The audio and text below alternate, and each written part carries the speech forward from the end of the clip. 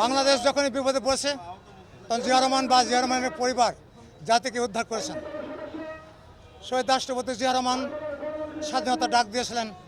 দেশ স্বাধীনতার পরে মূল উদ্দেশ্য ছিল গণতন্ত্র, কিন্তু শেখ মুজিবুর সমস্ত দলকে ব্যান করে দিয়ে একটি দল রেখেছিলেন, তার নাম বাকশাল। পাল্টা ঘটনার মধ্যে দিয়ে সিপাহী জনতা শহীদ রাষ্ট্রপতি জিয়া রহমানকে ক্ষমতায় আনেন। তখন তিনি এই দেশকে উন্নয়নের জন্য একটি দল করেছিলেন। সেই দলের আদর্শ নিয়ে কৃষক শ্রমিক মেহনত মানুষের দ্বারে পৌঁছে গিয়েছিলেন, কিন্তু ভারত এবং শেখ হাসিনা এটা পছন্দ না করে তাকে হত্যা করেছিলেন। আমার কাছে হত্যা করলে এই পদে শেষ হয়ে যাবে, কিন্তু বেগম খালেদা জিয়ার বলিষ্ঠ নেতৃত্বে এবং তারেক রহমানের বলিষ্ঠ নেতৃত্বে ইনশাল্লাহ আমরা সেই বিপদ থেকে উদ্ধার হয়েছি।